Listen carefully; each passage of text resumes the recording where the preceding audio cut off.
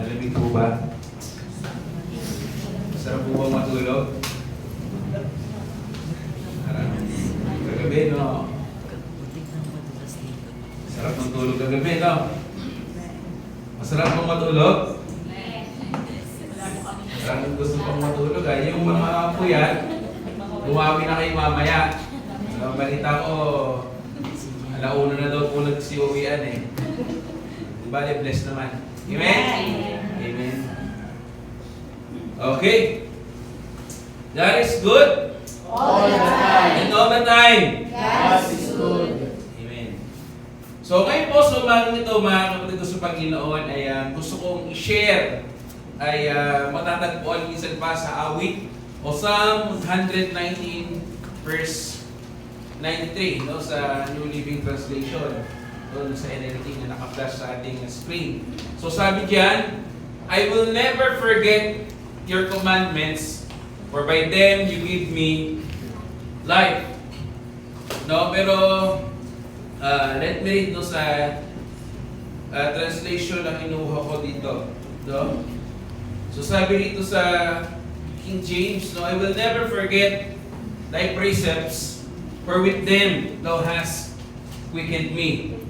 So ngayon po sa umagang ito, no, sa isang maulang umaga, ang gusto ko pong i-share ay pinamagatang, pakibasa po, Revive by the word. revive, no, by the word. Sa panahon po ngayon, mga kapatid, no, marami pong tao ang naghahanap ng paraan upang magkaroon sila ng lakas at bagong hope or pag-asa. At ang ilan ay umaasa sa tagumpay. Saan? Sa kayamanan, sa relasyon, o sa mga pansamantalang bagay, no? O kasiyahan upang punan, no, yung kanilang puso na pwedeng makapagbigay sa kanila ng kaligayahan, no, or ng kasapatan sa kanila pong buhay. Ngunit gaano man karami ang ating makaptan, walang anumang bagay sa mundong ito makapagbibigay ng tunay na ano po, tunay na buhay sa isang kaluluwang hiwalay sa Diyos. At marami rin pong Kristiyano, mga kapatid, ang sadly ay nakakaranas ng spiritual na pagkapagod. Totoo po kaya yun? Is it true? Is it biblical? Na ikaw at ako ay pwede makaranas ng spiritual na pagkapagod at panlalamig at pagkawala ng sigla o ng joy, no, ng service or paglilingkod natin sa Panginoon. At ang ugat po nito, mga kapatid, ay ang kadalasang hindi kakulangan ng gawain ng meron ng church o na meron ng isang church, kundi kakulangan sa pakikipag-personal na ano po, pakikipagdiig mo sa Diyos. At ang ating spiritual na lakas ay malinaw na ito po ay nagmumula hindi sa ating mga emosyon at hindi sa ating sariling mga kakayahan, bagkus ito po ay nagmumula saan? Sa salita ng Diyos. At ito po ang dahilan kung bakit po sinabi ng psalmist or ng mga awit sa ating pong teksto no, sa Psalm 119, to be specific, no, sa verse 19, di ba sinabi niya no, sa King James translation, I will never forget thy precepts. No, sa NLT translation, I will never forget your commandments. No, so hindi lamang siya o hindi lamang niya pinapahalagahan ang salita ng Diyos dahil ito po ay nagbibigay ng kaalaman, kundi dahil ito po ang dahilan ng kanyang sariling buhay. Kaya po, mga kapatid, ang salita po ng Diyos, o dito po sa Psalms 119 verse 93, ito po ay malinaw na nagpapaalala po sa atin na ang manibagong lakas upang ikaw at ako ay magpatuloy ay nagmumula sa kanyang salita. At nagpapaalala rin sa atin na ang buhay na nakasentro sa salita ng Panginoon, sa Diyos, ay buhay na patuloy na binubuhay at binabago ng grace ng Lord araw-araw. Pero po para mas maunawaan po natin yung isang verse natin, no, sa umagang ito, let's go back muna sa kung ano po yung biblical background ng awit 119. So ang awit 119 o Psalm 119 ng pinakamahabang chapter. Naniniwala po ba kayo? Yes. Yan po ang pinakamahabang chapter sa Biblia. No? O sa buong Bible. At nakatuon ito, kung mapapansin niyo po, kung babasahin po niyan yung hundreds na verses po niyan, no? Ito po ay nakatuon sa kadakilaan ng salita ng Diyos. At halos bawat talata ay nagpapakita ng iba't ibang katawagan sa salita ng Diyos kung niyo po mapapansin. Na kung saan tinawag po yan na law, testimonies, statutes, commandments, judgments, at sa translation na ginamit ko po ay precepts. No? So dito po, makita po natin, sa chapter po na yan, yung psalmist ay dumaranas ng maraming pagsubok, pag-uusig, paghihirap. Ngunit sa halip na siya po ay lumayo sa Diyos sa kabila ng kanyang paghihirap, no? Lalo siyang umapit sa salita ng Diyos. Tayo po kaya, pag naghihirap tayo, ano bang ginagawa natin? Damong na naghihirap tayo, damong na lumalayo tayo sa Lord, or damong na tayo ay kumakapit sa mga salita at pangako ng Diyos. No? Kaya dito po makita po natin sa talatang ito po ay bahagi ng kanyang personal na patotoo o testimony kung paano siya binuhay at pinalakas ng utos o ng salita ng Panginoon. Kaya kung mapapansin po natin yung salitang quicken, ang salitang quicken po ay nangangahulugang binuhay, pinanumbalik, at binigyan ng panibagong kalakasan o lakas. At para kapatid ko sa Panginoon, hindi po ito simpleng emosyonal na inspirasyon, kundi ito po ay espiritual na pagbabagong nagmumula sa Diyos. Kaya ang kanya pong buhay, yung psalmist, no, ay hindi nabago ng sariling kakayahan, ni ng kanyang sariling karunungan o kaalaman, kundi siya po ay nabago, pinalakas, at patuloy na binuhay dahil sa salita ng Diyos. Sino po nang gusto ng patuloy na kalakasan? Amen. Kaya kung papansinin po natin yung awit 119, malinaw po na ang salita ng Diyos, mga kapatid ko sa Panginoon, ang pinagmumulan ng karunungan, kabanalan, pag-asa at katatagan ng mga mananampalataya.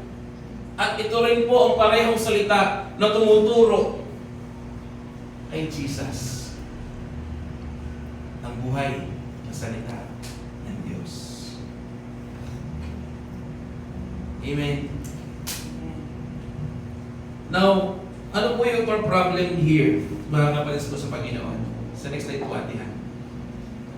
Ang pangunahing suliranin po ng tao, mga kapatid, ay hindi lamang po ang kakulangan ng direksyon, kundi ang pagiging spiritual na patay dahil sa kasalanan. At dahil sa ating mga makasalanang kalikasan, madaling makalimutan ang salita ng Diyos at masunod ang tinig ng mundo kaysa sa tinig ng Panginoon. Sa next po, atihan. So kapag ang puso natin ay lumalayo sa salita ng Diyos, unti-unti rin nawawala ang sigla ng pananampalataya, ang pag-ibig sa Diyos at ang katapatan sa paglilingkod. Kaya ang espiritual na pagkalimot ay nagbubunga ng espiritual na pandalamig. At ang ugat ng ating problema ay ang paglayo natin sa Diyos na siyang bukal ng tunay na buhay. So kung ang ating pong espiritual na kamatayan at pandalamig ay bunga ng paglayo po natin sa Panginoon o sa Diyos.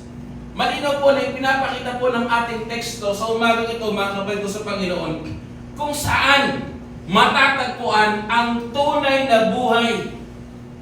At yun ang salita ng Diyos. Ang ginamit niya upang buhayin, panumbalikin, patatagin ang kanyang bayan, ang mga taong sumampalataya sa totoong Diyos. Now, what is our central proposition here? Sa next slide po, atihan. Remember this, that God gives spiritual life through His what? Word. Therefore, His people must what? Treasure, remember, and continually live according to His truth. No? So, binibigay ng Diyos ang spiritual na buhay sa pamamagitan ng kanyang salita. Hindi po ng kung ano-ano mga salita na binibigay ng mundo. Kaya dapat itong mahalin, agad alalahanin, at sundin ng bawat taong sumasampalataya sa Kanya araw-araw.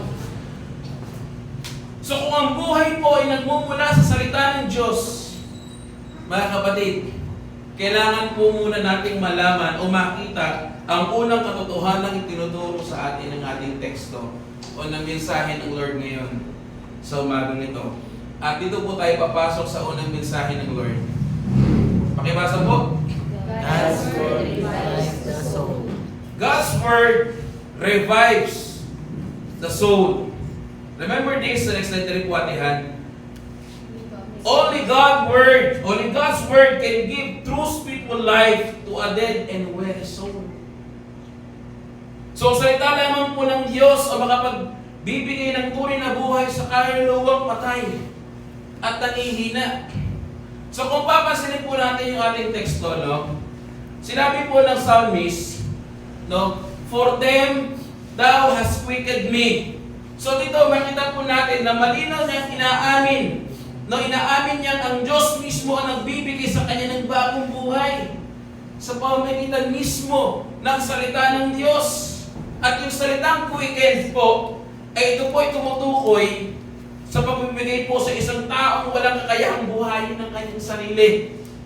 Kaya dito po makita po natin, ito po isang malinaw na paalala o nagpapaalala na ang tunay na espiritual na pagbabago ay gawa lamang ng Diyos at hindi ng sino mang tao.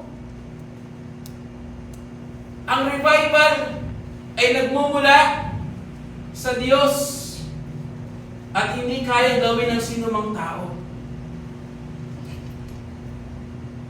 Ang salita ng Diyos ay hindi lamang po nagtuturo ng tama, kundi ito po ay nagbibigay rin ng buhay sa mga taong tumanggap nito. Take note, mga taong tumanggap ng salita ng Diyos nang merong tunay na pananampalataya. Gusto mo ng spiritual na pagbabago? Tanggapin mo ang salita ng Diyos nang merong totoong pananampalataya. Hindi tanggap-tanggapan lang. So kapag ang puso po natin ay napuno po ng katotohanan ng Diyos, mga kapatid ko sa Panginoon, nagbabago ang ating kaisipan, nagbabago ang ating damdamin, nagbabago the way tayo mamuhay. Sapagkat ang buhay na ito ay hindi po pansamantala, kundi patuloy na pinapanatili ng Diyos sa pamamagitan ng kanyang salita. At sa bawat araw na tayo po ay lumalapit, sa kasulatan o sa salita ng Diyos, pinapalalim po ng Espiritu Santo ang ating relasyon sa ating Panginoong Jesucristo. Kaya po malinaw na ang salita ng Diyos ay hindi lamang po isang aklat na binabasa, kundi kasangkapan ng Diyos upang baguhin ang ating pagkatao sa araw-araw at sa layunin ng ating Diyos. Kaya tandaan natin ang iglesyang nakaugat sa salita ng Diyos ay isang iglesyang may buhay. Kabanalan at katapatan sa ating pong Panginoon. Kaya tandaan po natin, pakibasa po mga kapatid sa next slide atihan. God's word is not Amen. God's Word does not merely inform the mind, it transforms the heart and gives life. So hindi lamang po ito nagbibigay ng kaalaman, about sa salita ng Lord. Ito po ay nagbibigay ito ng bagong buhay at pagbabago sa ating puso.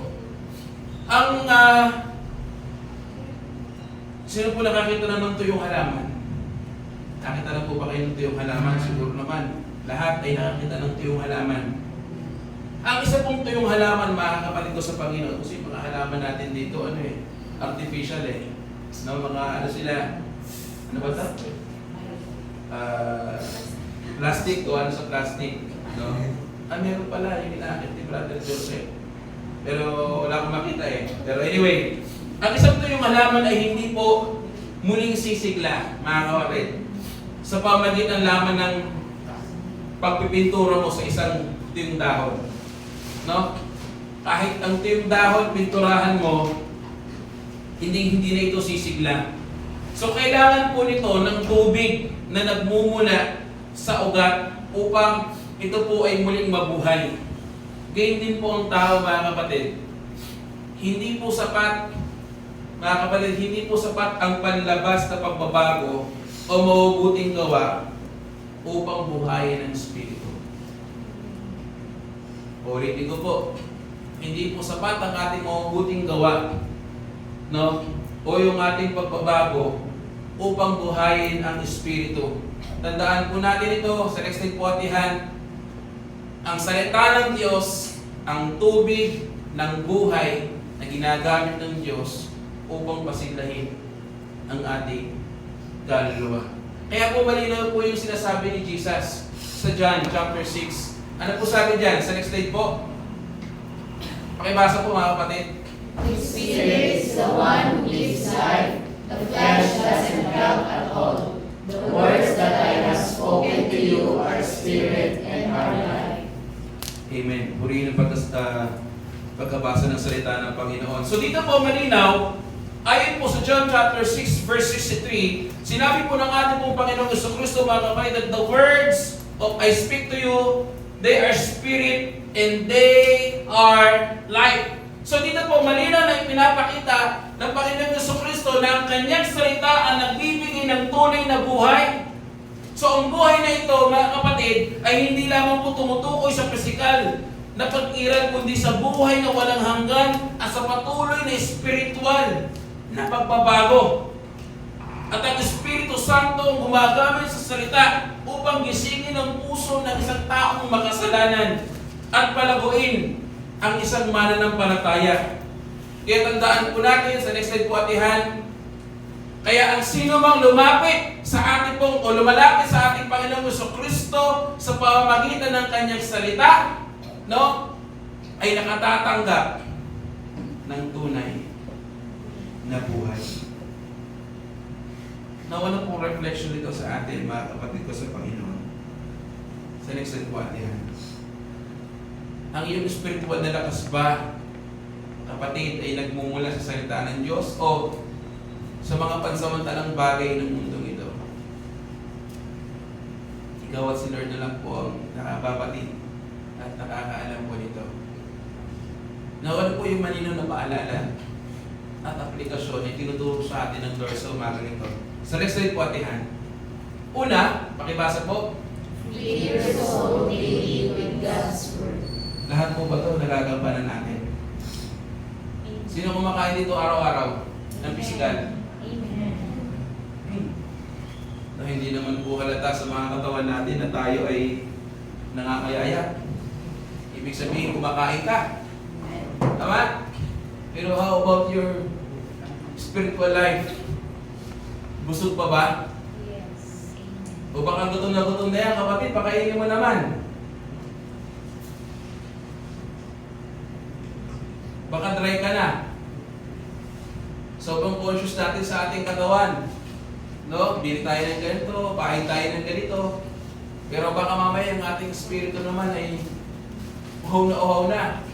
Tuyot na. So kung paano kailangan po ng ating pisikal na katawan ng Pisikal na pagkain, mga kapatid, araw-araw, kailangan din po ng ating kaluluwa ang salita ng Diyos. So huwag lamang po tayo magbasa, kapatid, upang matapos ang isang plano sa pagbabasa. Nawa hindi po tayo nagbabasa para lang may masabi may natapos tayo sa Old Testament at sa New Testament. Baka mamaya ginagawa natin, let the Holy Spirit lead na lang, bahala na ang Holy Spirit na magpaunawa sa akin, basa na lang ako ng basa. Dati po, alam niyo po, ganun ako eh. Basa lang ako ng basa. Masyado akong naging extremist. No? Lahat isinaalang-alang ko na lang sa panahon ng Espiritu. Bahala ka na, magpaliwanag, magpaunawa sa akin. Hindi po ganoon. Take time to read and meditate. Hindi kailangan mabilis ang pagkabasa o pabilisan tayo dito. We read the Word. No? We meditate it. At huwag tayo magpasa para lang may masabing mabasa. No? O mabasa o matapos yung plano natin sa Bible reading. Kundi naway ginagawa natin ito upang makilala natin ang higit ang ating Panginoong Hesukristo. Humingi ng tulong sa Espiritu Santo. Kapag nagbabasa ba tayo? Rekta basa ba? Will you pray muna? At inihiling mo ang tulong ng Banal na Espiritu na bigyan ka ng sapat na pag-unawa at karunungan upang, maunawaan mo ang binabasa mo. Hello?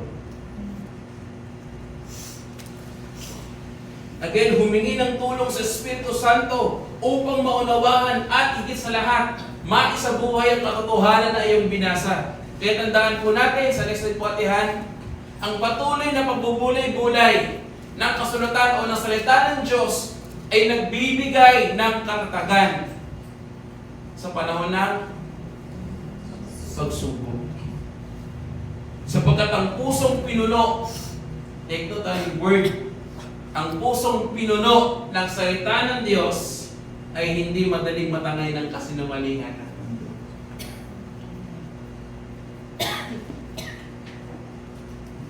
Madali tayo matatangay ng impluwensya ng mundo kung polluted yung ating isip at ang ating puso. Pero kung pinupuno natin ang salita ng Lord, ang ating isip at ang ating puso, I do believe na anumang atake ng gawa ng Diablo, mapagtatagumpayan natin sa tulong at biyaya ng Diyos. Again, ang pusong pinupuno ng salita ng Diyos ay hindi madaling matangay ng kasinungalingan ng mundo. Kaya naway mga kapatid ko sa Panginoon, gawing prioridad ang araw-araw na pakikipagtagpo sa Diyos. Araw-araw. Gamitin ko yung commercial, no? Para kanino ka bumabangon? Anong commercial yan? Nescafe ba yun? O Coffee Cola, ewan ko kung ano yun, pero baka mamaya iba dito, no? Ganun na ganun. Pagkagising sa umaga, take a cup of coffee agad. Okay na naman, coffee ka, pero Word of God muna. Amen? Amen? Amen. O baka mamaya, chat agad. Na nag-aantabay. Walang! Mga kabataan, nag-aantabay ng walang pasok. Wala rin baon. Okay, suspended din po yung baon ng mga estudyante. Okay? So ikalawa, hindi ko na po habangan dyan. Depend on God's Word in every trial. So kapag dumarating po ang paghihirap, huwag po natin unahin ang sarili nating karunungan. Kundi ang katotohanan na sinasabi po ng ating Diyos. Sapagkat ang salita ng Diyos na nagbibigay po sa atin ng pag-asa kapag tila tayo po ay nawawala na sa direksyon o sa tamang direksyon. Kaya po sa bawat pagsubok, naway alalahanin po natin mga kapatid ko sa Panginoon ng mga pangako ng Diyos, sapagkat ang mga pangako ito po ay nagpapatibay ng ating pananampalataya at nagbibigay ng pagtitiis. At ang Diyos, tandaan po natin, ang Diyos ay tapat sa kanyang salita at hindi niya bibiguin ang kanyang bayan.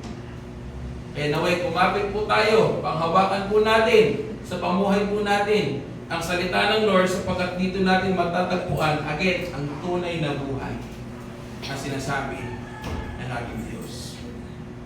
Kaya tandaan po natin sa next slide po atihan, the Word of God continually, again, what? Gives life to those who trust and obey Him. So hindi lamang po pala tayo binibigyan ng buhay ng salita ng Diyos, mga kapatid ko sa Panginoon. Malinaw rin po na tinatawag din tayo manatiling tapat, no? Sa buong buhay po natin. At dito po tayo papasok sa ikalawang mensahe ng Lord sa umagang ito. Ano po yun? Pakibasa po. God's people must never forget His word. Sino pong hindi nakakalimot? Amen. Hari nawa, hindi po tayo nakakalimot. At hindi natin nililimot o lilimutin talaga intentionally ang salita ng ating pong Panginoon. Again, God's people must never forget His word. Tandaan po natin ito mga kapatid ko sa Panginoon. Sa next slide na rin po atihan. A heart that has been revived by God will what? Continually treasure and remember His word. So ang pusong binuhay ng Diyos ay patuloy nawa na nag-iingat at umaalala sa Kanyang salita. So kung babalik po tayo sa ating teksto, kung papansinin po natin, yung sinabi po ng psalmist dyan, no? Saan ba siya nagsimula? Sabi niya, no? Nagsimula siya sa talata, sa matatag na pahayag, na ano po? Sabi niya that I will never forget thy precepts. I will never forget your commandments. Ito po ay hindi lamang po pangako para sa memorya, kundi pangako ng katapatan sa Diyos. Sapagkat ang hindi po paglimot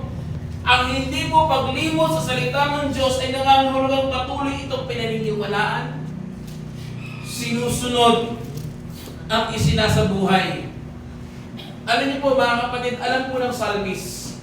Alam ng psalmist na ang pagkalimot sa salita ng Diyos ay hahantong sa paglayo sa Diyos. Kaya kung darating tayo sa punto na nililimutin natin ang salita ng Diyos, I am sorry. Yun po ay kahahantungan ng iyong paglayo sa Diyos. Kaya ang puso, no? Kaya ang pusong determinadong manatiling nakaugat sa katotohanan o sa salita ng Diyos ay mananatili. Sapagkat ang salita ng Diyos, no, ang naging gabay ng psalmist sa bawat pagkapasya, at ito rin ang nagbibigay sa kanya ng pag-asa sa gitna ng kahirapan. Kaya tandaan po natin, ang pusong tunay na binago ng Diyos ay hindi nagsasawang bumalik sa kasulatan. At habang lalo natin nakikilala ang Diyos, no, sa pamamagitan ng kanyang banal na salita, lalo nating minamahal ang kanyang kalooban. Kaya tandaan po natin mga kapatid, sa next slide po atihan, yung ang buhay. Pero, sige, bago yan, ang buhay na nakaugat sa salita ng Diyos ay buhay na nakasentro kay Kristo. Ulitin ko po, ang buhay na nakaugat sa salita ng Diyos ay buhay na nakasentro kay Kristo. Sige pa, suwi na rin doon sa next slide natin. Tandaan din natin that those who treasure God's Word will remain faithful to God. Ang isa pong mandaragat, mga kapatid ko sa Panginoon, di ba, umaasa sila sa kompas o sa mga direksyon upang makarating sila sa kanilang destinasyon. Kapag hindi nila pinansin o binaliwala nila yung direksyon, no, compass man ito o yung mga digital na ngayon, no, ay binaliwala nila, ano po mangyayari sa kanila? Sila po ay madaling maliligaw sa lawak ng dagat. Ganyan din po ang buhay Kristiyano, mga kapatid ko sa Panginoon. Kapag nalimutan natin ang salita ng Diyos, madali tayong mahililigaw ng kasalanan at ang mga maling katuruan. Kaya po malinaw po yung paalala ni Apostol Pablo sa mga taga-Kolosas. Sabi po sa Kolosas, pakibasa po mga kapatid. The word of Christ dwell in you richly, teaching and admonishing one another in all wisdom, singing psalms and hymns and spiritual songs, with thankfulness in your hearts to God. Amen. So dito po sa Colossus chapter 3 verse 16, malino po yung charge o yung iniutos po ni Apostol Pablo. Sabi niya, no, let the word of Christ dwell in you, what? Richly. So dito po makita natin na ang salita po ng ating Panginoon Jesucristo, mga kapatid po sa Panginoon, ay dapat na manahan ng sagana, saan? Sa ating puso, ng buhay ng bawat isang mananampalataya. Sapagkat ito po ang humuhubog sa ating isip, sa ating pananalita, sa ating pamumuhay. Sapagkat habang ang salita ng Diyos ay nananatili po sa buhay ng bawat isa po sa atin, tayo po ay lumalabos sa karunungan at kabanalan ng ating pong Panginoon. Kaya tandaan po natin ito, sa next slide po, ang iglesyang puspos ng salita ng Diyos ay iglesyang puspos ng kaluwalhatian ng ating Panginoong Jesucristo. Now, ano po ang reflection dito sa atin, mga kapatid ko sa Panginoon? Sa next slide po atin. Mas madali mo bang maalala ang mga tinig ng mundo o yung sinasabi ng mundo kaysa sa mga pangako ng Diyos? Lalo na kapag election, di ba? Pinangahawakan natin yung mga pangako ng mga politiko na kapag hindi natupad, sumasama ang ating kalooban. Di ba? Kasi yun yung mas pinakikinggan natin. Yun yung mas pinaniniwalaan natin at pinangahawakan natin. Pero kapag ang Diyos ang nagsabi, nangako, higit pa sa inyong inaasahan ang kayang itulot ng Diyos. Kung tayo ay tunay na sasampalatayaan natin ang kanyang mga pangako at salita. Now, ano pong aplikasyon ito sa atin, mga kapatid ko sa Panginoon? Una, pakibasa po. Treasure God's word above earthly pleasures. Treasure God's word above earthly pleasures.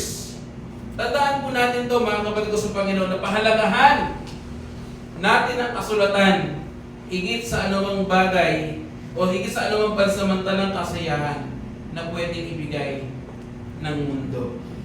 Tandaan po natin na ang salita ng Diyos ang ating kayamanang hindi nawa, no? Ang salita ng Diyos ang ating kayamanang hindi kumukupas.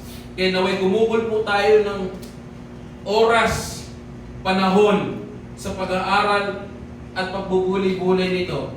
At hayaang baguhin ito ang ating mga desisyon at hangarin sa buhay.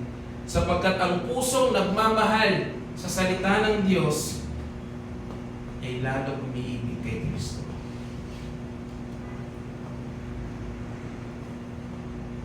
Kaya mahirap kong sabihin mong mahal mo si Jesus, kayong hindi ka pala basa, hindi ka pala meditate.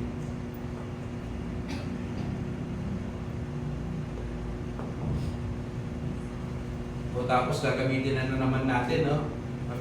Magagamit na naman natin yung banal na Espiritu. Hayaan ko na lang ulit yung Holy Spirit na magpaunawa at magturo sa akin. Pwede ba yun? Pwede ka bang lumabos sa pananampalataya without reading the Word, without digging the Word, without meditating the Word, without studying the Word? May sinasabi ba sa Biblia na bahala ng iba ng Espiritu, no? Palaguin ka, diyan ka na lang, stay put ka lang. May part tayo. Hello?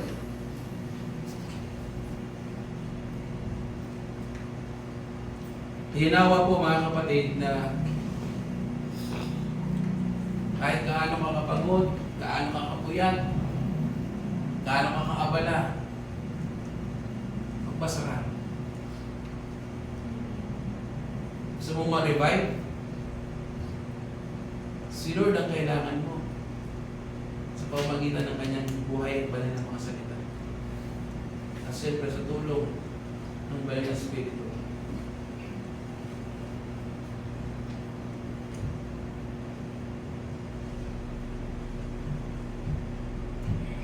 Again, ang puso nagmamahal sa salita ng Diyos ay lalo umiibig sa Panginoong Jesucristo. Kaya naway mamuhay tayo araw-araw sa liwanag ng kanyang katotohanan. Ikalawa, proclaim the life-giving word to others.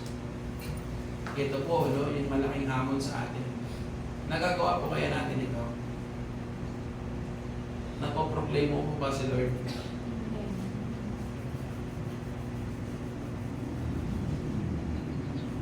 Matindi nga yung sinabi ni Paul, di ba? Sa kanyang spiritual son, si Timothy, doon sa Timothy, di ba? Sabi niya, in season and out of season, preach what? The gospel. Namumroblema ka sa hindi, you're in good shape o hindi, in good times or in bad times, sabi doon, preach the gospel. Maulan o hindi, preach the gospel.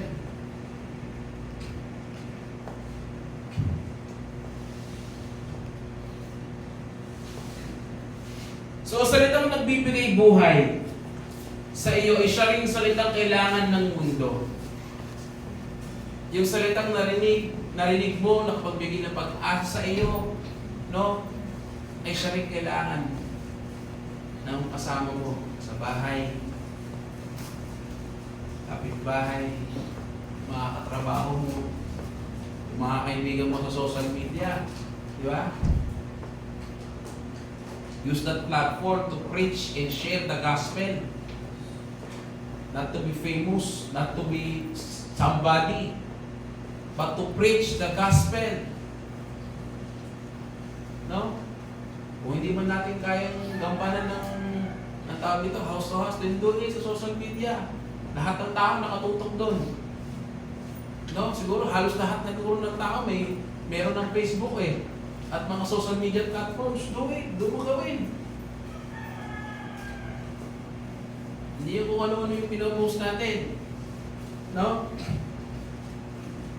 So, hindi ang ating opinion ang nagliligtas sa atin, kundi ang mensahe ng ating pong Panginoong Jesucristo. Kaya magtiwala na ang Diyos ay may kapangyarihang kumilos sa pamamagitan ng kanyang salita. At ang bawat pagkakataong pinahayag o pinahayag ang Ebanghelyo o ang Gospel ay pagkakataong maging kasangkapan ng Diyos sa pagbibigay ng buhay sa iba. Kaya nawa, ang panawagan po ng salita ng Diyos, tayo po ay maging tapat sa pagpapahayag ng katotohanan hanggang sa wakas. Kaya tandaan po natin, sa next slide po atihan, those who have been given life by God's Word will faithfully live according to God's Word. So, ang salita ng Diyos, ang malinaw na pinagmumula ng ating pong buhay at ang gabay ng ating paglakad sa ating pong Panginoong Jesucristo. Kaya po mga kapatid, before I end this message, no, so umaga nito ng Lord, malinaw po na itinuturo sa atin ng ating teksto, no, sa ating o sa Psalm 119 verse 93 ng salita po ng Diyos ay hindi lamang po nagbibigay ng kaalaman, kundi ito po ay malinaw na nagbibigay ng buhay. At ang taong tunay na nakaranas sa kapangyarihan ng Diyos ay hindi basta nakakalimot ng kanyang salita. sapagkat dito niya natatagpuan ng tunay na pag-asa, kapatawaran, at bagong buhay sa Panginoon. At ang patuloy na pagbabasa o pagbabasa ng salita ng Lord, pagninilay-nilay at pagsunod sa kasulatan ay tanda po ng isang pusong binago ng biyaya ng ating pong Panginoon. Kaya habang ang mundo po ay nag-aalok ng maraming pansamantalang lunas, ang salita po ng Diyos lamang ang may kapangyarihan na magbigay ng tunay na walang hanggang buhay. Kaya manatili po tayong nakaugat, mga kapatid ko, sa Panginoon, sa salita ng Lord, at mamuhay sa liwanag nito araw-araw. Again, ang Psalm 119 verse 93 ay malinaw. Katulad po ng sinabi ko kanina, malinaw na nagtuturo sa ating Panginoong Jesucristo na ang buhay na salita ng Diyos ayon po sa John chapter 1, no? Verse 1 at verse 14, no? Tignan niyo na lang po sa inyo mga Bible, no? At ang mga kautusan ng Diyos ay hindi lamang po nagbibigay. Sige, basahin po natin. Pakibasa po.